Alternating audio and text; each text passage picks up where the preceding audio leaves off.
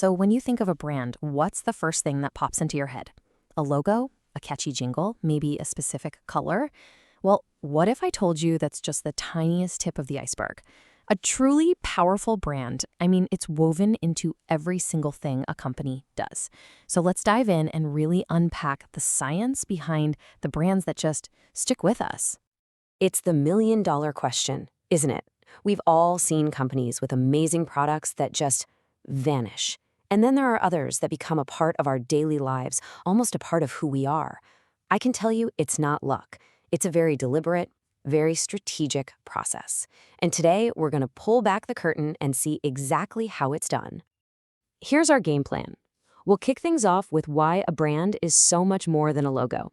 Then we'll get into the nuts and bolts of building a brand identity, tackle some common challenges, talk about the secret sauce, consistency, and wrap it all up with why a brand's story is never really finished.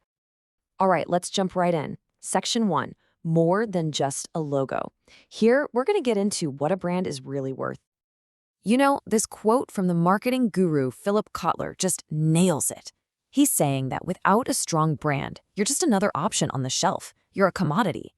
And when you're a commodity, the only thing you can compete on is price, and that's a brutal race to the bottom. A brand lets you win for reasons way more powerful than just being cheap. And this is the key. Your brand identity isn't some slick marketing slogan. It's the sum of everything. Every interaction matters.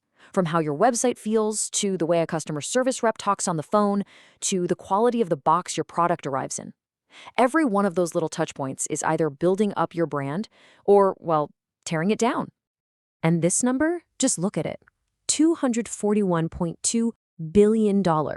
That's Apple's brand value for 2024. That's not their sales or their buildings. That's the value of the trust, the loyalty, the feeling they've built. It's an asset worth more than the entire economy of some countries. It just shows you the incredible financial power of getting the stuff right. So, if that's the why, let's shift gears into the how. Welcome to Section 2, Building Your Brand Identity. Let's break down the core components. You know, it really helps to think about it in these three buckets. First, you've got the visuals. That's the easy stuff, the logo, the colors, the design. Then there's the verbal. What does your brand sound like? The tone of voice, the messages you use. And finally, and this one is so important, the experiential. How does it feel to interact with you? The customer service, the app, that overall vibe. Let's look at some of the greats. The Nike swoosh, it just screams energy and movement. You don't need a single word to understand it, anywhere in the world. And Coca-Cola? They've so completely owned the color red in their industry that seeing it can literally make you thirsty. That's the magic of a great visual identity. Instant recognition. I love this exercise because it gets to the heart of your brand's personality. If you think of your brand as a person, it suddenly becomes real. Is it the wise, trustworthy teacher? Or maybe the fun, reliable best friend you can always count on? Or is it the brilliant, slightly crazy, innovative mad scientist? Figuring out that persona is going to guide every single decision you make. Okay, Section 3. This is for all the up-and-comers, the startups, the small businesses listening. Building a brand from zero is tough, right? You're stepping into an arena with giants. So how in the world do you carve out your own space? The biggest problem is pretty obvious: fierce competition. These guys have been around forever, they have recognition, they have loyalty. You can't just show up and expect to win their customers. So, the solution is to not even play their game. The market might be full of chicken and fish options, but what about those people on the corner who are secretly hoping for beef? You find that underserved group, that specific craving, and you become their absolute favorite. And here's the other massive hurdle: money. The big guys can drop millions on advertising without even blinking. For most new brands, a Super Bowl commercial is, well, it's not happening. This forces you to think differently. It stops being about outspending them and starts being about outsmarting them. And here are just a few ways you can do that. It's all about being clever, targeted, and super efficient. Take micro-influencers. They have smaller audiences, yeah, but those audiences are way more engaged and trusting. That kind of targeted trust can be worth so much more than the massive but shallow reach of a huge celebrity. It's about making a big splash with a small, strategic rock. So let's say you've found your niche, you've got a smart marketing plan, but you're still the new kid on the block. Why should anyone trust you? People are creatures of habit. We stick with what we know. Overcoming that initial skepticism is one of the hardest parts. It's that classic problem, right? You need experience to get a job, but you need a job to get experience. You have to build that trust piece by piece. Customer reviews are absolutely huge. All of a sudden, it's not just you saying you're great, it's real people. Turning your first handful of customers into your biggest fans is the fastest way to build a solid reputation. You earn credibility one good experience at a time. Now for section 4. Let's talk about the secret sauce, the thing that holds all of this together. Consistency. This is the glue. 5 to 7, remember that number. That's about how many times someone needs to see or interact with your brand before it even starts to register in their brain. If every one of those interactions, your ad, your website, your packaging, looks and feels the same, you build that recognition.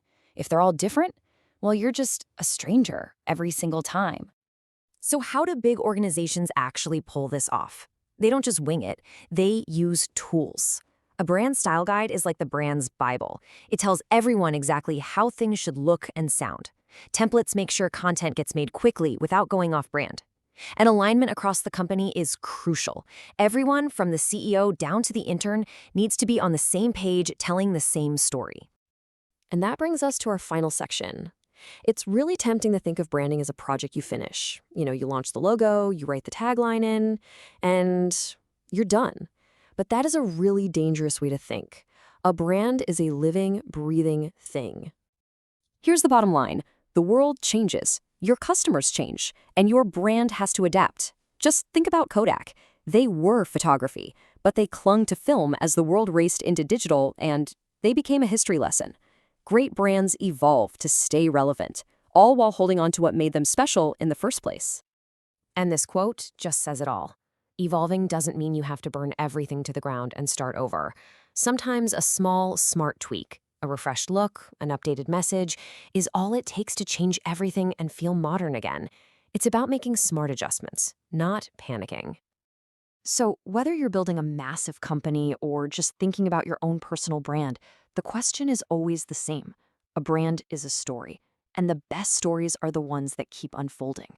So, what's the next chapter in yours? Imagine your favorite local cafe. You know, the one. It's not just the amazing coffee, right? It's the warm lighting, maybe the smell of beans roasting, the friendly barista who somehow remembers your order. That whole experience, it just forms this coherent picture in your head. Exactly. It feels right. Right. Now, what if tomorrow they suddenly painted everything, like neon green, changed their name to Caffeine Chaos, and started blasting heavy metal? Whoa. Okay. You'd feel this jarring disconnect, wouldn't you? Totally. You'd be like, what happened here? That feeling, that instant recognition, or that frustrating whiplash. Well, that's the fascinating world of brand identity we're diving into. It's precisely that sense of connection or confusion that really highlights the power and maybe the peril of brand identity. Carol. Yeah. It's so much more than just a logo. It's like the very soul of a business. It shapes every single interaction, every perception people have. And in today's world, with information flying at us constantly, understanding this is more crucial than ever. So for this deep dive, we've pulled together a really fascinating stack of sources. Everything from academic research to practical guides, real-world case studies, to give you a kind of shortcut to being truly well-informed about what makes a brand stick or, not stick. And our mission today is really to unpack what brand identity truly means, highlight why it's basically non-negotiable for success, Right. pinpoint some of those common missteps you really want to avoid, and give you some actionable strategies, things you can use to build and nurture a brand that genuinely clicks with people. So you'll walk away with a better perspective, ready to spot the signs of strong brands or maybe struggling ones. Yeah, and then perhaps even apply these insights yourself. Okay, let's unpack this then. When we talk about brand identity, it can feel a bit fuzzy, a bit nebulous. Yeah. What are we actually defining here? Yeah, it can seem that way, but at its core, brand identity refers to the unique, observable characteristics, both the tangible things you can touch and see, and the intangible qualities. Like the feeling. Exactly, the feeling, the personality. It all defines a brand's perceived personality, its appearance, its behavior. Think of it like a person's identity, their name, where they come from, their values, their story, even how they look and act. All combined. It's all combined. And, experts often stress it's not just an external thing. Internally, it's like a strategic blueprint for what the company's leaders expect from the brand. It gives it stability over time, blending sort of science with art. Okay, that makes sense. Science and art. But then how is that different from, say, a brand's image? Yeah. People use those terms interchangeably sometimes, don't they? They do, and that's a really critical distinction. Brand identity is how the brand wants to be perceived. It originates from inside the brand itself. It's the message they're trying to send. Okay, the intention. Right, the intention. Brand image, on the other hand, is how the audience actually perceives and interprets all those signals. Ah, the reality on the ground. Precisely. So while a brand meticulously crafts its identity, the image is ultimately formed in the minds of you, the customers. You can have this perfect identity on paper, but if the public image doesn't match up, well, you've got a disconnect. Right, that gap between intention and perception. Super important. So why does getting this right matter so much? What are the real tangible benefits for us, whether we're building a business or just trying to figure out which brands to trust? Oh, the benefits are huge, and they're consistently backed up by research. First off, it's about differentiation. Standing out. In a crowded market. Exactly. In today's markets, a strong brand identity is your primary tool for distinguishing products that might otherwise seem really similar. It makes it incredibly difficult for competitors to just copy you. It's a source of sustainable competitive advantage. So it's not just about having a good product, it's making sure people know whose good product it is and why it feels different. Perfectly put. And this leads right into the next big one: customer recognition and trust. A consistent brand makes it easier for customers to recognize you, find you, access your product. Think about it, there's research like the rule of 7 suggesting customers often need at least 7 exposures to a brand before they even take action. It builds familiarity. 7 times. Wow. Yeah, and it goes deeper. There's this 3-7-27 rule idea that suggests after maybe 27 touch points, seeing an ad, visiting the website, using the product, customers develop a real sense of trust and confidence. 27. That's a lot of interaction. It is, but it shows how repetition builds that recognition, which then builds confidence, and that ultimately leads to buying decisions. Which I guess fuels that emotional connection we often feel, right? Yeah. We want to feel something for the brands we choose. Absolutely. That's the third point. By personifying a brand, giving it a distinct personality, businesses can forge these really deep emotional connections. It's not just theory. Studies, like one in Iran, actually show brand identity significantly impacts brand performance, satisfaction, and even something called brand love. Brand love. Yeah. That sounds intense. It is. It's like an emotional dependency that goes way beyond just being satisfied. It happens because consistent branding taps into our, basic human need for reliability and connection. When a brand just gets you and delivers consistently, it builds a bond, almost like a trusted relationship. And that loyalty means repeat purchases, a stronger market position. And, okay, beyond the warm fuzzies, does this actually hit the bottom line? Because, let's be honest, businesses need to grow. Oh, definitely. We're talking increased profitability and growth. Consistent branding can boost profitability by over 20%. That's significant. 20%? Wow. Yeah. And it enhances brand equity, the overall value of the brand, making it easier to launch new product lines, cross-promote, identify new growth opportunities. It's really foundational for scaling up. And it sounds like it's not just about how the outside world sees you, but it helps internally too, like getting everyone singing from the same hymn sheet. Yes, absolutely. That's a huge, often overlooked benefit: internal alignment and clarity. A well-defined brand identity acts like a guide for employees. It clarifies the brand's mission, its values, how everyone should communicate them consistently. Internally, it's like the brand's DNA. Setting the rules of the game inside the company. Exactly. It prevents that internal friction where different departments might be saying different things. It boosts motivation, ensures everyone's pulling in the same direction. It strengthens the brand from the inside out. Okay, we've totally established why this is so vital. Now, this is where it gets really interesting for me. If brand identity is this crucial, what are its actual building blocks? What are the pieces that make up this powerful puzzle that, we can recognize or maybe even build ourselves? Right, let's break it down. There are generally 7 key elements people talk about. First up is the brand story. The narrative. Precisely. Your brand's unique, compelling narrative. Its origins, who founded it, key moments, maybe cultural or historical ties. Think about Coca-Cola. Their story evolved massively from a medicinal tonic to this global symbol of joy, happiness, friendship, creating this incredibly lasting emotional connection over, like, a century. It's like the origin story for a business superhero. Exactly. Next, pretty obviously, is the brand name, Yeah. often the very first contact point. A good name needs to be memorable, easy to spell, easy to say. It helps build recognition, can evoke certain feelings. Makes sense. Then there's brand personality. This is where you assign specific character traits to your brand. Makes it feel more human, more relatable. Like, is it adventurous? Ahem. Authoritative? Exactly. Are you bold, adventurous, calm, authoritative? That personality becomes the foundation for your look, your voice. One expert called it fulfilling a psychological function, letting people identify with it or see themselves in it. Clicks. Connecting with a brand almost like you would a person. What about how they actually talk? Their voice. Good question. That's number 4. Communication style and tone of voice. This defines how your brand talks to different people. Your brand voice is the overall consistent personality, maybe witty, trustworthy, expert, while your tone is how that voice shifts depending on the situation. You might be playful on social media, but more formal in, say, a technical white paper. Ah, so voice is the constant. Tone adapts. You got it. And consistency here is absolutely vital for building that trust. 5th, maybe obviously, products and services themselves are part of the identity. What you actually sell. Yeah.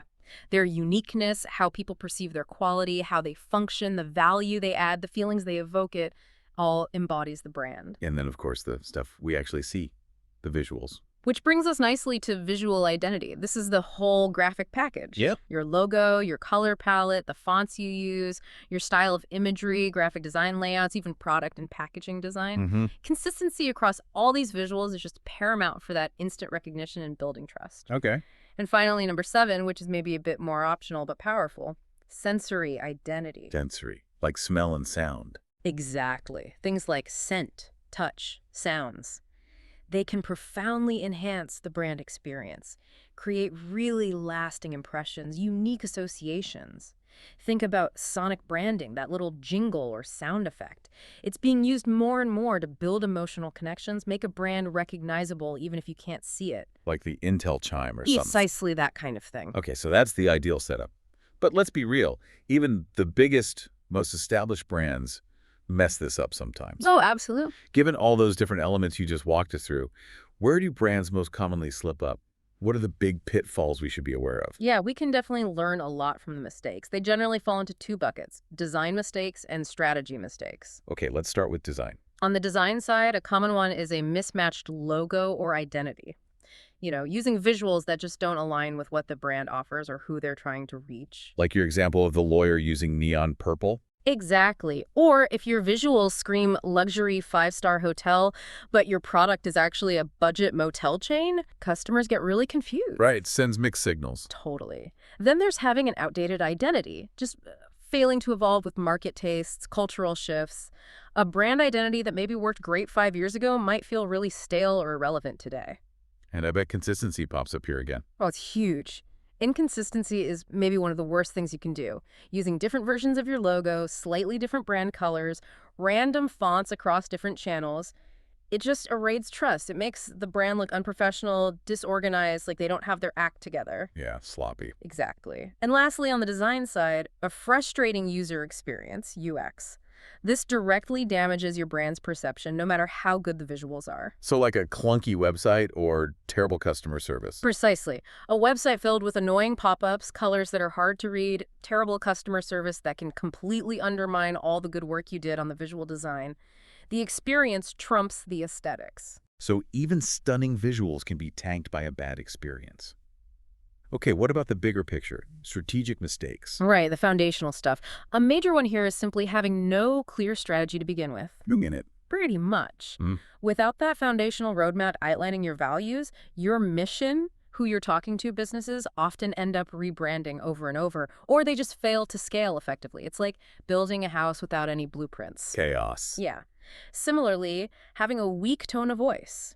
If your communication style isn't coherent or distinct, you just end up sounding generic. You fail to stand out, you become forgettable. Blend into the background noise. Exactly. And then there are those abrupt identity changes we see sometimes. Oh yeah, the dramatic makeovers. Right.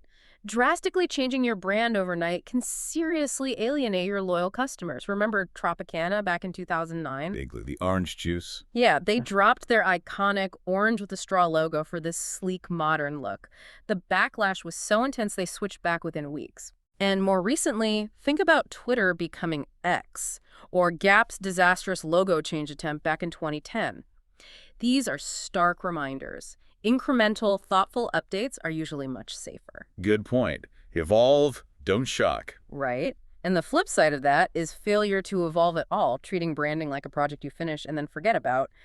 Brands are living things. They have to grow and adapt with the business and the market. Set it and forget it doesn't work. Not in branding, no.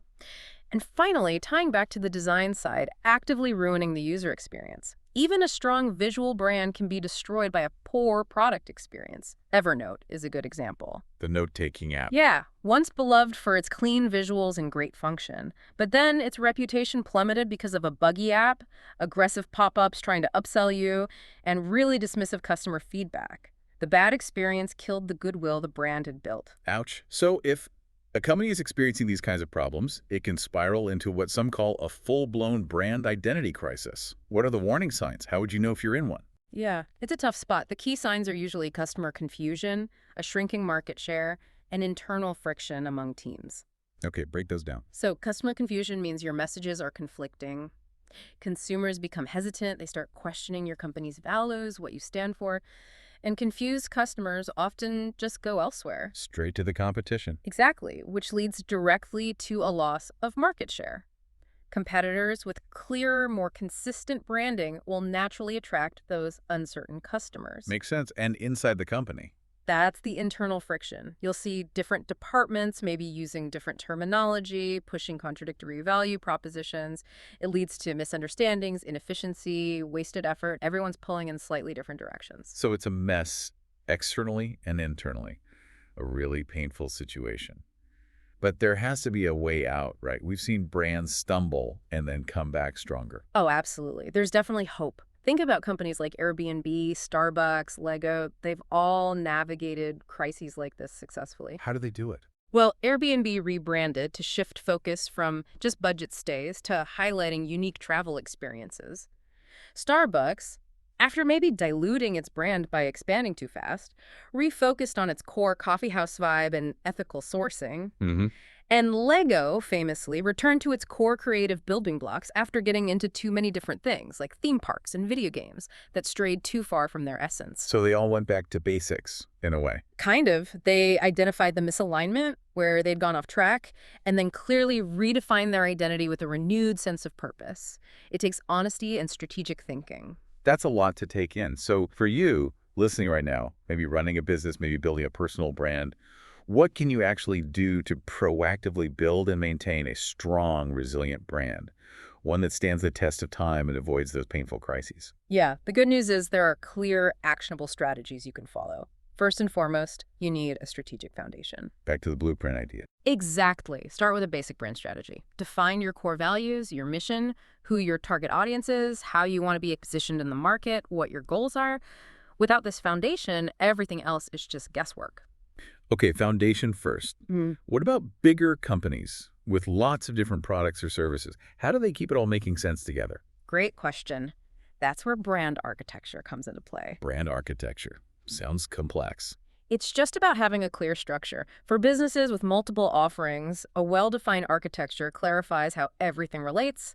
Are you a branded house like Google, where everything carries the main brand name? Or a house of brands like Procter & Gamble with lots of individual brands like Tide and Pampers? Or maybe a hybrid. Like PepsiCo. Exactly. PepsiCo is a great example of a hybrid. They own the Yum brands, House of Brands, Taco Bell, KFC, Pizza Hut, but also have branded houses like Frito-Lay under the PepsiCo umbrella. Okay. Having that clear structure helps improve overall brand equity and makes it easier to spot growth opportunities. It keeps things organized, avoids confusion both internally and externally. I love frameworks that simplify things. Yeah. Are there any simple guides for actually doing the branding work? There is a really helpful one, often called the 5 C's of branding. It's a great mental checklist. Okay, the 5 C's, what are they? First, clarity. Is your message crystal clear? Is your user experience simple, frictionless? Second, consistency. Are your brand elements predictable across all channels? Does it always feel like you? Clarity, consistency. Got it. Third, creativity. Are you original? Are you engaging with trends in a way that feels authentic, keeping you fresh? Fourth, connection. Are you positioning your brand authentically to genuinely attract and resonate with your customers? Creativity, connection. Okay. And finally, confidence. Does your messaging feel strong, clear? Is it backed by a powerful, believable story? These five, clarity, consistency, creativity, connection, confidence, they're like your guiding stars. Clear, reliable, fresh, relatable, and self-assured. That makes sense. And I'm guessing consistency runs through all of them. Absolutely. Which leads to the next strategy. Consistency is paramount. You absolutely need to create clear, comprehensive brand guidelines. The rule book. The rule book. Define your logo rules, your exact brand colors, your typography, your imagery style, your tone of voice, and then, this is crucial, enforce them across every single channel. Websites, social media, ads, packaging, emails, everything. That's how you build trust and recognition through reliable repetition. And it's not just for the marketing team. Not at all. You have to empower your internal teams. Share those brand guidelines widely. Make sure all employees, from the CEO down to customer service reps, understand the brand's mission, vision, and values. Provide training, maybe templates, to help them create on-brand content consistently. If your own people don't get it or live it, how can you expect customers to? That's such a good point. Internal alignment really does drive external perception. It really does. You also need to actively leverage brand storytelling. Don't just have a story, tell it. Craft and communicate those compelling narratives that convey your values, your purpose, your essence. Focus on authenticity, maybe universal themes people connect with, and adapt your story for different cultures while keeping that core message consistent. And don't forget the experience. Never. Prioritize user experience, UX. Always be thinking about how to reduce friction for your customers. Anticipate their needs, make navigation simple, test your designs regularly with real users. Things like wireframes can be super helpful here. Map out that customer journey before you invest heavily in design. Think ahead, make it smooth. What about after things are launched? How do you stay tuned in? That's where active listening and feedback are key. Continuously listen to your customers. Use social media monitoring, surveys, feedback forms, respond quickly to questions, address complaints constructively. Those customer insights are gold dust for understanding your brand's health and fixing problems before they blow up. Keep your ear to the ground. Constantly. And finally, remember, brand building is never truly done. You need regular audits and evolution. Periodically assess your positioning, your messaging, your visual elements. How are you doing compared to competitors? Is anything feeling dated?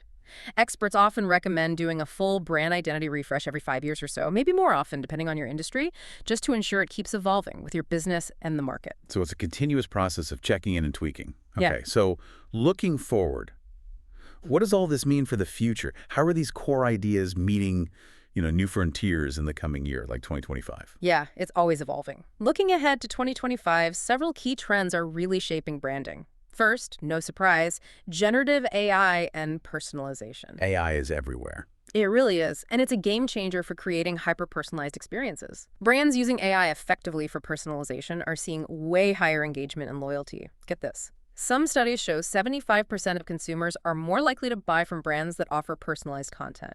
75%. That's massive. It basically says if you're not personalizing, you're not just missing out, you're falling behind what people now expect. Is that too strong? No, I don't think that's too strong at all. It really reflects a fundamental shift in consumer demand. Alongside that tech, we're seeing a big push towards community building. Interesting. Why now? Well, as the huge social media platforms feel maybe less personal, less connected, there's this move towards building smaller, more meaningful communities around shared interests or values. Brands need to figure out how to foster these loyal, engaged groups. So less broadcasting, more facilitating connection. Exactly. And kind of countering all that digital stuff, there's a strong return to human and real. A backlash against AI, maybe. Sort of. In a world getting saturated with AI and digital interactions, there's this growing hunger for authentic human experiences. So brands are focusing more on being relatable, emotional, maybe using humor, more natural, less polished imagery to connect. Embracing humanity in a tech world. I like that. What about looking backwards? Is heritage becoming cool again? Yes, embracing brand heritage is definitely a big trend. Lots of brands are stepping away from chasing every new fad and instead leaning into their unique history, their roots. We're seeing a return to classic design elements.